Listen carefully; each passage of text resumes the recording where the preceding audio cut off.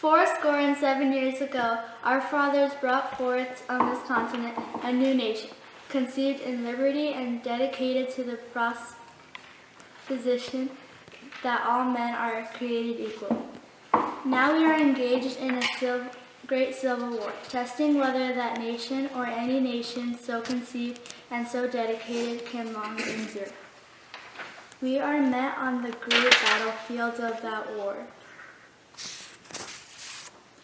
We have come to dedicate a proportion of that field as a final resting place for those who here gave their lives on that nation might live. It is also fitting and proper that we should do this.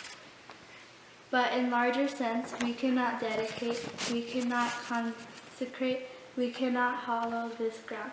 No brave men, living and dead, who struggle here have conceded it for above or poor power to add or detract.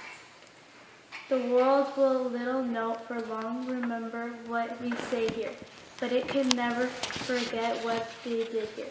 It was for us, the living, rather to be dedicated here to the unfinished work which they who fought here have thus far so nobly advanced.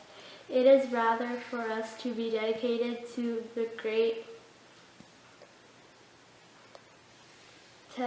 task remaining before us, that from this honorable dead we take increased devotion to that cause for which they gave the last full measure of devotion, that we here highly resolve that these dead shall not have died in vain, that this nation under God shall have the new birth of freedom, and that government of the people, by the people, for the people, shall not perish from the earth.